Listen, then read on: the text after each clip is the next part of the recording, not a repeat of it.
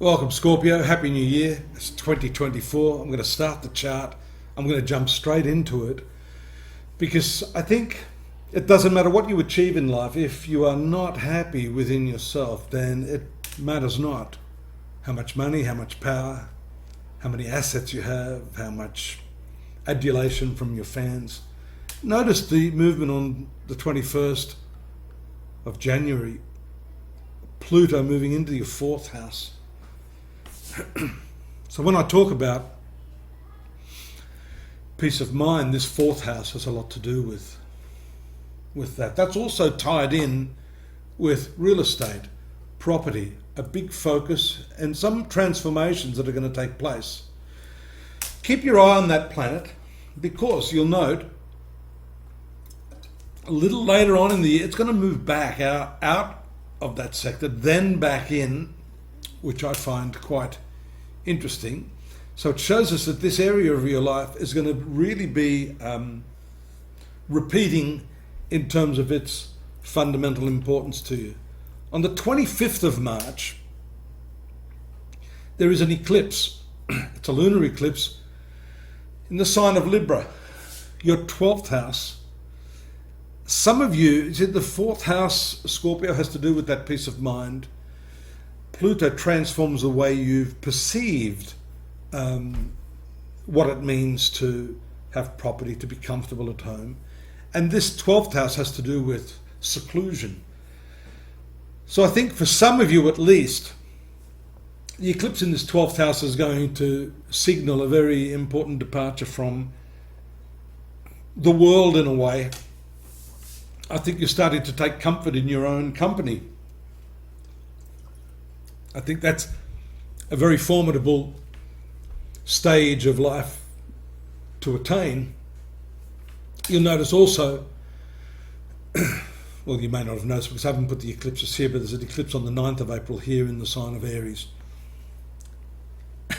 That karmic planet is moving through this 6th house. You'll notice there's a sextile aspect to Neptune sitting right on the verge of moving into this 6th house.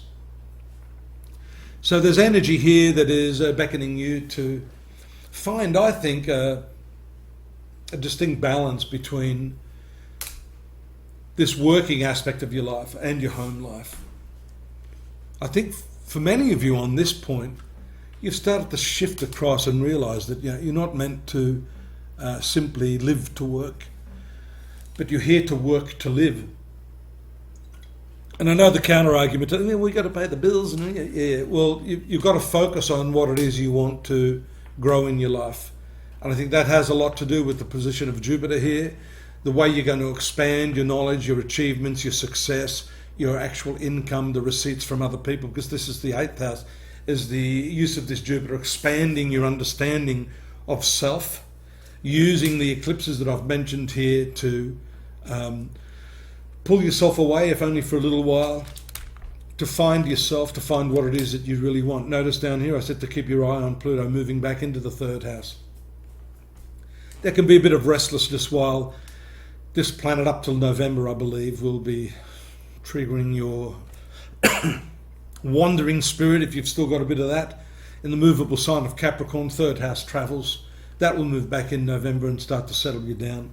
It's probably a last little spurt of unused fuel that you need to expend.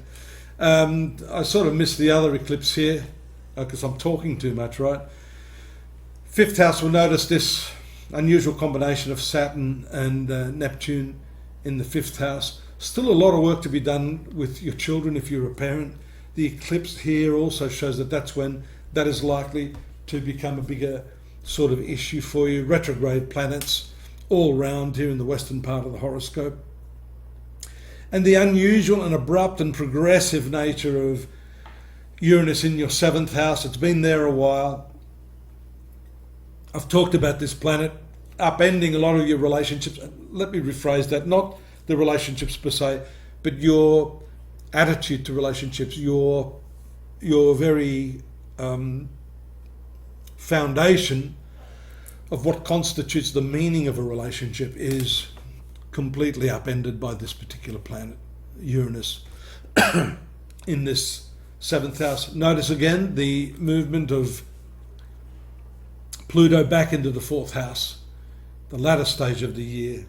I think giving you an opportunity there towards the end of 2024 to really start to stabilise your domestic sphere, your peace of mind, and to become settled in yourself to a large extent.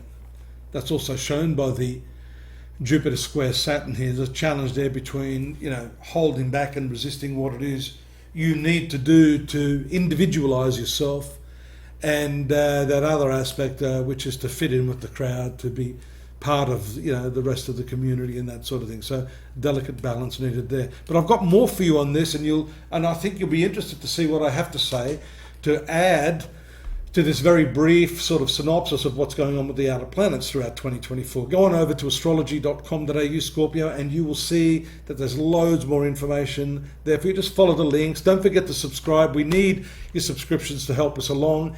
And by all means, drop me a line if you want to have a more personalised reading, which now is the opportune time, beginning of 2024. I'm hoping it's going to be a great one for you. It looks like it's opening some pretty important spiritual doors. Look forward to your company next month. Take care. Bye-bye.